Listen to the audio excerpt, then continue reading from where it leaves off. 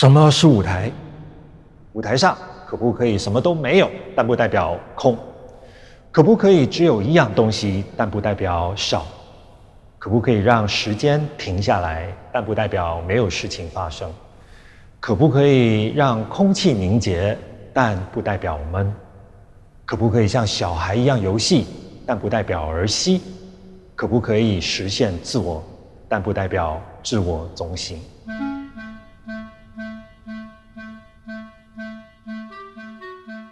我是林华，第4季什么是舞台？我们为大家带来的这位德国舞台美学家，就是现身说法，以可以还有可以来回答上面所有问题的卡特琳·布拉克 （Katrin Brack）。有一个形容词是用来形容人很会说话，就是舌灿莲花。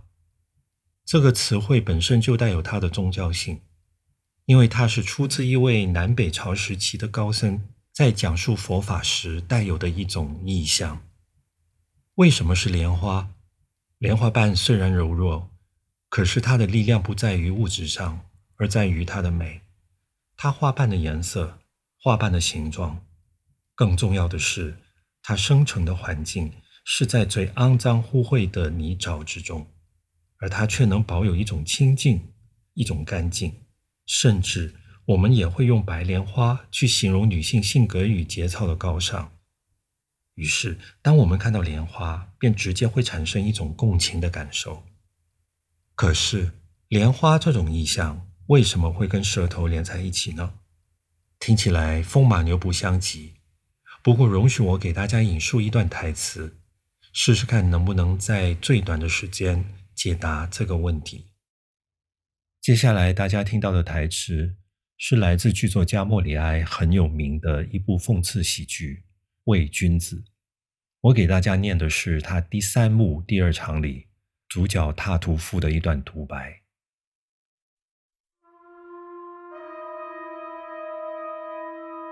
我是一个敬畏上帝的人，我厌恶享乐，我自我反省，了解我的欲望。我不是那种圣人，他们把念珠当作供给，在睡梦中习惯性的祈祷。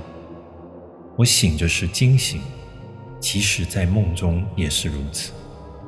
我的祈祷不是空洞的语言，不是消散在空气中的声音，而是灵魂的激动，对上帝的热切渴望。它直接到达上帝，说出心中的话。这一段话会给大家描绘出怎么样面貌的一个人呢？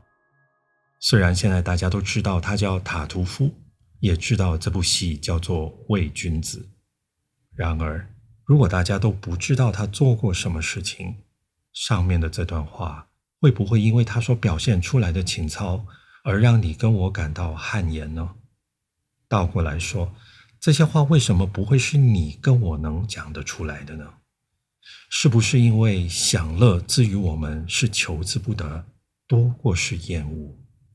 是不是因为花时间自我反省，倒不如用来追求自己的欲望呢？是不是因为对于我们来说，休息就是休息？为什么连睡着了都还要战战兢兢地检视自己有没有犯错？就算我们也是教徒，在日复一日的祈祷中，是不是也很难确保每一句话，每一个字都发自内心呢？所以说出像塔图夫这样的自我表述，到底需要多少的虔诚？虔诚的背后需要多少的刻苦？以此类推，塔图夫跟我们一般人的差别就在于，我们都还在意的很多东西，老早被他看透了，欲望对他不起作用。简单来说，他就是个圣人。圣人显圣，就在他把嘴巴张开，说出的那些话语，每一个字都可以净化人心。这个景象就像是一朵又一朵的莲花，齐放在聆听这些话语的人面前。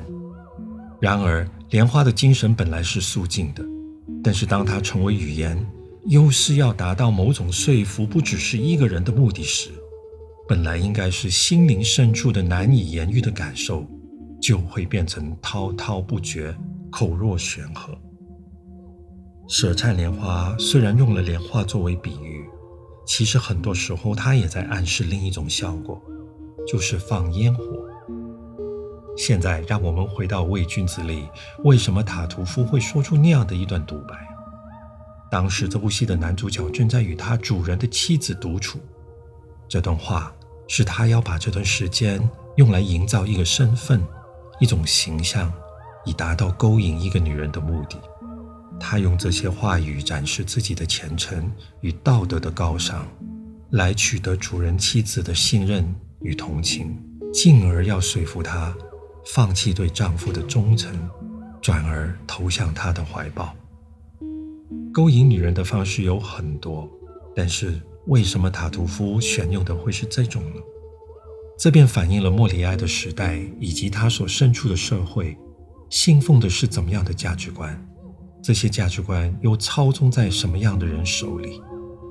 莫里埃之所以让塔图夫在这短短的一段独白中展现出一种荒谬的自信，正是因为他的语言与样貌可以对应到整个社会的一种普遍现象。透过大量的宗教术语，直接连接的不是信仰上给予灵魂的救赎，反而是群众最想得到的事物，就是权力。以至高无上的权力对于自己的影响，来标榜自己在道德标准上的完美，哪怕是个谎言，它也是一个不受欢迎的谎言。因为历史总在告诫世人，权力往往是腐化道德的。可是塔图夫也可以摇身一变，在另一幕另一个场景，当别人抓到他撒谎的证据时，他马上站到对方的一边，指责自己是最坏的罪人。他说：是的，我的兄弟，我是个骗子，一个可耻的骗子，一个充满罪恶的恶棍。是的，我的兄弟，我是邪恶的，有罪的，一个充满罪恶的，可悲的罪人。圣人是他，罪人也是他。塔图夫真的只有两面吗？这样的人物被写成戏剧的主角，观众在他身上看见的是虚构的角色，还是真实的自己呢？伪君子的第一版首演于1664年，后来他在凡尔赛一个名为魔法岛的快乐聚会的庆典演出之后，路易14国王几乎立即要将他封杀，据说这是受到了当时的巴黎大主教的影响。盛大庆典是伪君子诞生的背景，卡特琳·布拉克使用了单一的素材彩色纸条，便还原了当时的某种热闹情境。但是表面上还原的只是一种场景氛围，更重要的是彩色纸条用什么形式回到现在，让快要400年后的剧场观众能够拥有莫里埃在写这部作品时所感受得到的整个时代的氛围。卡特琳·布拉克是怎么做到的呢？他还是跟他其他的设计如出一辙，掌握了时间跟戏剧最核心的关系。当演出开始，舞台上什么都没有，但是当手提着一些彩色纸条的演员全部登场不久，一次巨大的爆破让整个舞台铺天盖地都是彩色纸条。这个过程全长有3分钟，伪君子全长2小时。3分钟发生的一件事情，留下了接下来2个小时台上的每一个角色无法摆脱、无法处理、无法收拾的后遗症，就如同今天我们常见的一夜狂欢过后的局面，演唱会啊、跨年啊、派对，甚至是在网络上一个事件所引起的喧嚣、热议。卡特琳·布拉克所设计的这个舞台，刹那之间从空到满，从极简到极繁。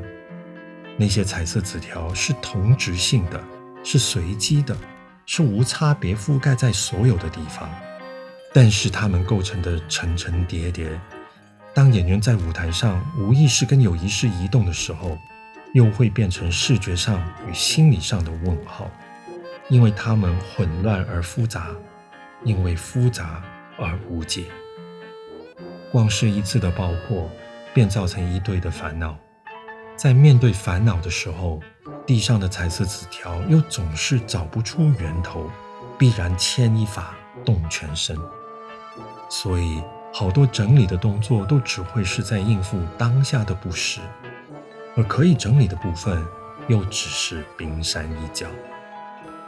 所以卡特琳·布拉克的这个设计，除了能够用节庆作为比喻，用彩色纸条转化成为语言跟行为的冲突，他也同时把伪君子中主角塔图夫的精神世界从无形化作有形，放在我们眼前。虚伪宛如一种无处不在的空气，一种黏腻在身上挥之不去的泥巴。舞台上的每一个人都让我们看见他们受到的困扰与不适。